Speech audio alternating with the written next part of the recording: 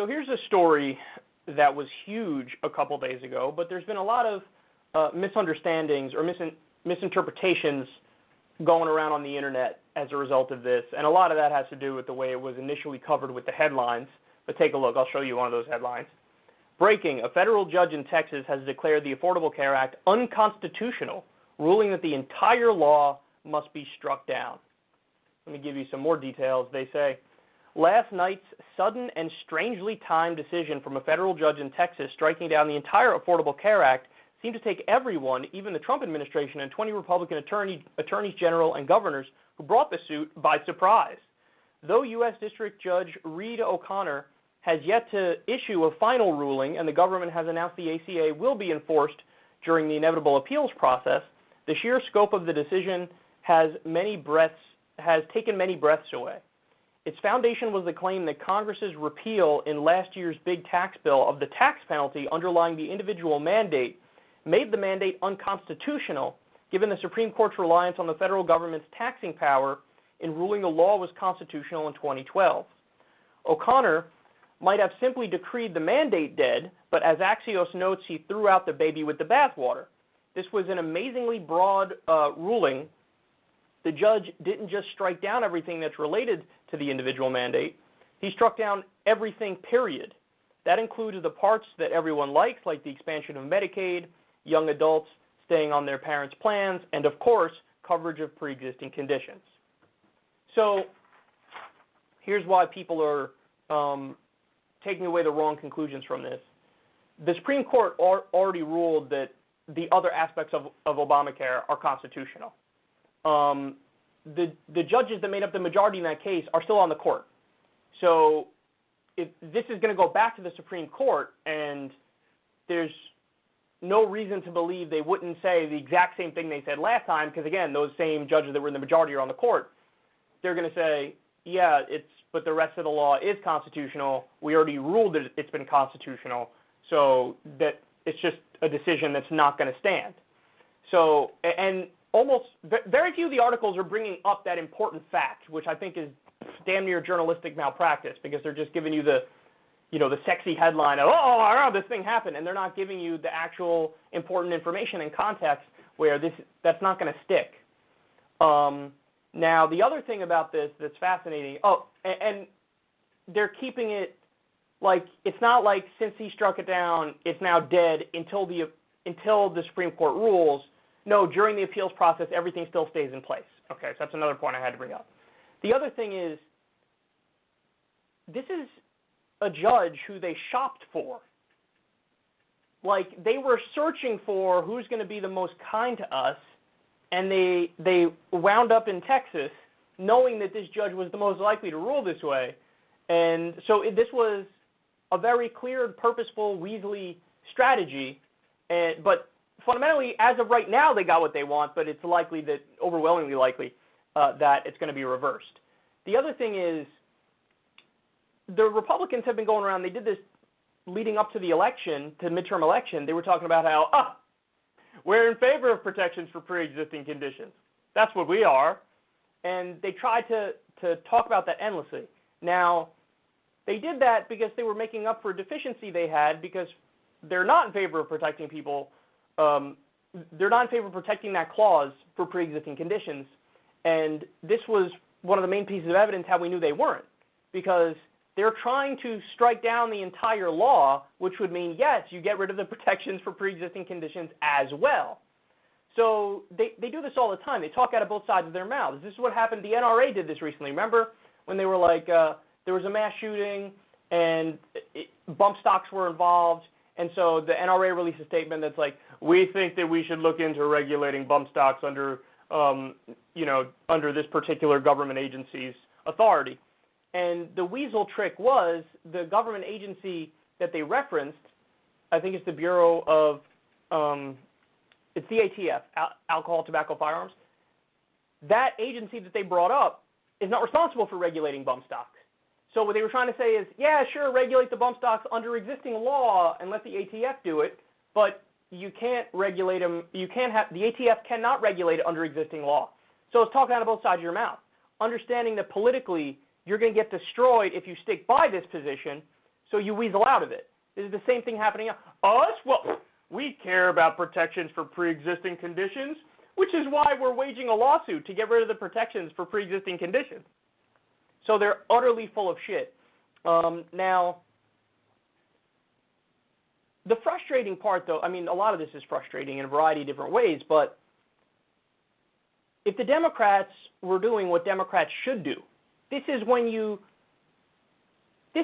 go, okay, if this is what's going to happen, we're a decade into the Affordable Care Act, about a decade, and it's still under constant assault by the right. And it's this, honestly, it's this middle ground reform. Everybody knows that. It was originally from the fucking Heritage Foundation. It was originally a right-wing plan because you keep the insurance companies in control, for-profit insurance companies. So if that's going to be the case, then of course we should just go for Medicare for all, because we did the middle ground, we did the compromise bill, and they're still assaulting it nonstop, endlessly, to the point where you got federal judges slapping it down a decade into it. I mean, that's insanity. So if there's a question as to whether or not Obamacare is constitutional, you know what there's not a question about? Medicare for all. How do I know that? We have Medicare, and Medicare is constitutional. So Medicare for all would be constitutional. And let me be clear. The argument is not an argument that I necessarily dislike either on the individual mandate. And I brought this up at the time. I said, if the government, I don't like the idea that the government can tell you, well, you have to buy X. What do you mean? If you want me to have X, Mr. Government, well then provide it. If you want me to have something, provide it for me. I pay taxes, so provide it. But they say, no, forget all the taxes thing. That's a different issue. I want to make you buy X, in this case, X being health insurance. I don't like that. That's a weird dynamic. I would rather have, if the government tells me you need to have X, they should provide it. And that's the difference between Medicare for all and Obamacare, the Affordable Care Act. The Affordable Care Act says we're going to do a bunch of other good things like expand Medicaid, for example, but if you fall into a certain income range, if you're basically middle class, we're going to make you buy insurance, health insurance. And that's a weird dynamic. I don't like that. I would much rather have it, you want me to have X, and you're providing X with my tax dollars that I pay you. So, but again, it's not going to, I don't think this is going to stick. And one of the main reasons why is, I mean, think about it. It's perfectly constitutional when you're mandated to buy car insurance.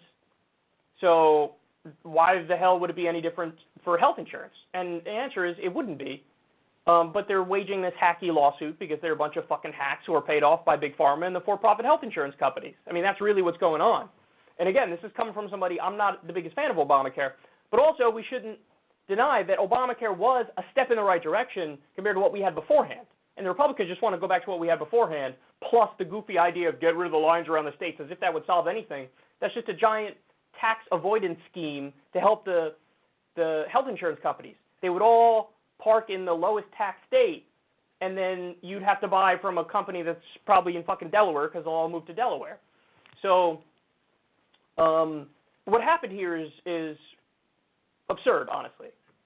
So this would, if indeed this did get through, then 20 million more people lose their health insurance. Kids who can be under their parents' insurance until the age of 26, that would no longer be the case. You would no longer have protections for people with pre-existing conditions. And by the way, a recent history, in fact, we covered the story not that long ago. There was a time when Republicans were openly arguing that protections for pre-existing conditions was impossible and terrible and bad, and Fox News was talking about that nonstop. It's just recently that they had to flip and say, oh, no, I care about protecting them even though I don't. And another thing that would go away is there are rules about how a certain percentage of the money that health insurance companies have needs to actually go towards care. Back before Obamacare, it was getting to crazy ratios, like 50-50, thereabouts. And then Obamacare made it has to be like 80-20. So 80% of the money that actually goes towards health insurance companies has to go towards care, and it can't just be all overhead and fucking executive bonuses and shit like that. So there's a lot. I know I dunk on Obamacare a lot, because it is a Weasley middle ground right-wing proposal. But just to be clear, it is way better than what we had beforehand. But obviously the gold standard is Medicare for all. So if the Democrats were intelligent, they would take this and go, oh, okay, well, the fact that you're still attacking this years in on bullshit grounds saying it's unconstitutional, well, how about we go ahead and do the reform that we know is constitutional and will withstand any case, no questions asked, and it also happens to be the best approach, which is Medicare for all. So I just wanted to clear up some of the misconceptions about this because Trump doesn't understand what the fuck happens. He's a moron. He doesn't know anything. The media, the Associated Press, Axios, so many people were reporting massively misleading headlines. And honestly, that did have an impact on people where they're like, whoa, wait, did I just lose my health care? Did that just happen now? No. Everything is still in place during the appeals process, and it's overwhelmingly likely that once you get to the Supreme Court, since those same justices are on the court, they're going to say the same thing they said before, which is, no, the rest of the law is constitutional. Think about the implication if they agree with this crazy judge. Think about the implication. Because what he's saying is, even the Medicaid expansion is unconstitutional. If you're going to say the Medicaid expansion is unconstitutional, by that logic, Medicaid is unconstitutional, full stop. And obviously that's not true. So what do you do? That's why, listen, there are conservatives who actually know a thing or two about the law who looked over this decision and were like, this is the dumbest decision I've ever read in my life. I mean, if you're striking down the entire law, I mean, it's one thing if they say, hey, since the individual mandate is unenforceable, we're slapping that down officially. That's one thing, and the Supreme Court might even say that, and that's fine. I mean, the thing didn't have teeth anyway. But to say the rest of the law is unconstitutional, that has implications beyond just this law about insane restrictions on what the government can actually do, and that would include just getting rid of all of Medicaid, which is crazy.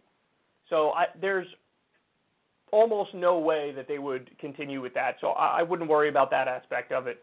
But this is the result of judge shopping.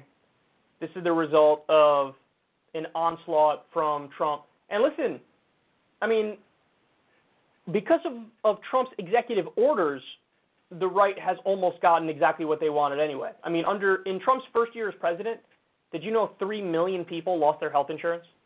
Why? Because of a lot of Trump's executive orders. He's basically stabbing Obamacare in the back by any means necessary that he can go it alone. So if he can do it by himself, he's doing it by himself, basically. One of the things they did was they gutted the advertising budget, which is how you get the word out about Obamacare, so people know, oh, it's enrollment time, I could sign up, here's how I sign up. They gutted that, and they're doing it on purpose so people don't know. So, I mean, it's limping. It's on one leg, but it's been on one leg for a while. And to me, that's all the more reason why you go all in and you do Medicare for all. And then, by the way, if you do Medicare for all, it'd be extremely popular. And then any attempt from the right to go after it, number one, it wouldn't work. But number two, you just embolden it further. And you get people to want to like Democrats even more. Whereas with Obamacare, its popularity ranges from anywhere. It's been as high as like 60%, but it's also been as low as like 45%. So it oscillates, man. And so when you attack it, it's not guaranteed a loser for the Republicans. So it's like when you do the shitty middle ground, then you're going to get the same kind of defense you'd get for a shitty middle ground. Like you should do the correct answer so that it's a vociferous defense and it only helps you.